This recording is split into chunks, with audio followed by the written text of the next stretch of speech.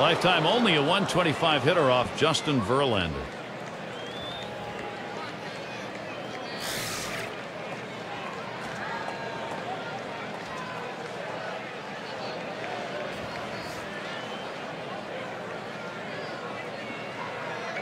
The first pitch. And the pitch taken for a strike by Borges. Well, against this guy in this situation, Gary, you've got to go with the changeup.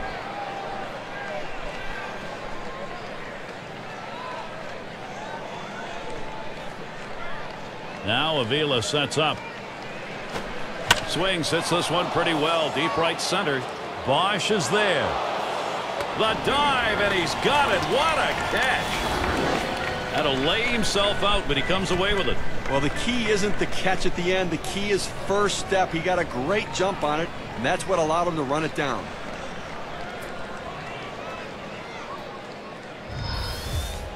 So with one away, it'll be Eric Ibar. Flew out last time.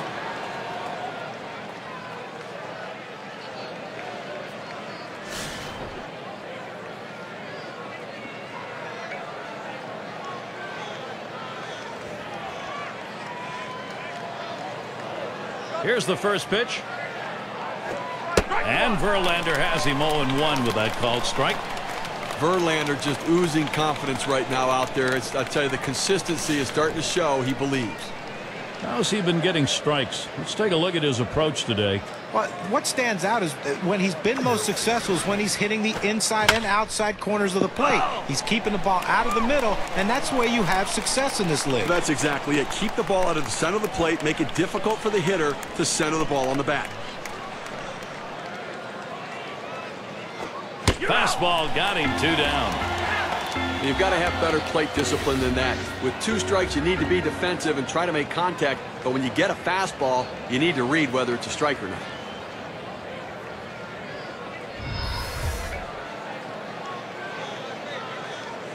Two outs in the box. Bobby Abreu. He's got a .292 average when going up against Justin Verlander.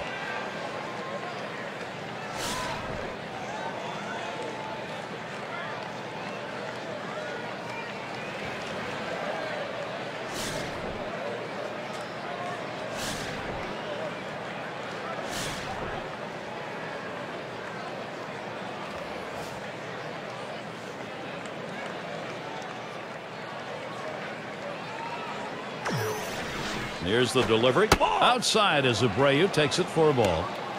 How's he using the strike zone to his advantage? Here's a quick look at how he's been mixing locations.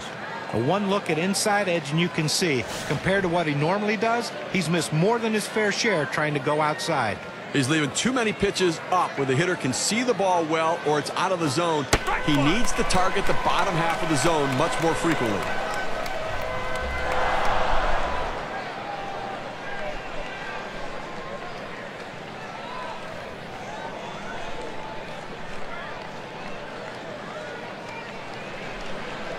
One pitch. 1-1 pitch is a circle change that hits the target. 1-2. Well, the change up right there hit a good spot. You want to keep that down in the zone so even if they swing at it, it stays in the ballpark.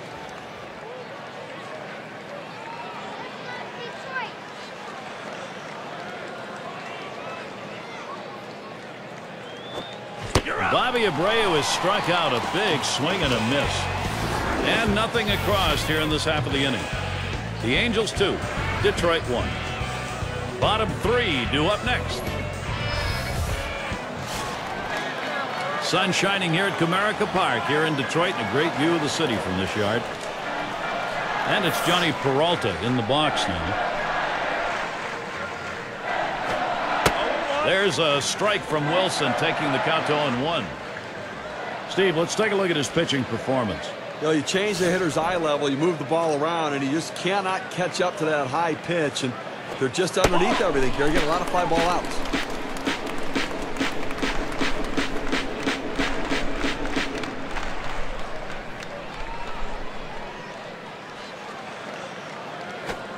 Ooh, tough to lay off there, but it's 2-1.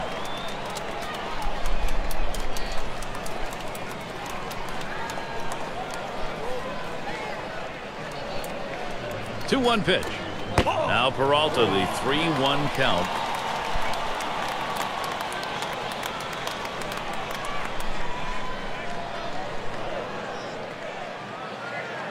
He deals. That misses ball 4. The potential tying run on base. Well, good discipline by the hitter to lay off the high pitch and take his base. That'll bring Delman Young up.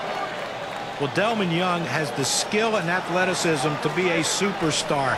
And once he puts it all together, you're going to see him reach that status. He had already driven in 100 runs in his career. I think he has the ability to be a 30-homer guy also. Gary, that walk right there is the tying run in this game. That's not how you want to make the opposition do it. Make them earn it. On the way. Swing and a miss and a ball inside for strike 1. Stevie knows he's really got to pitch now. He's put himself in a situation where he's really brought pressure on himself. You know, these are the type of innings you get really big on you right here. It's about damage control. I know you put the tying run on, but you've got to bear down right here.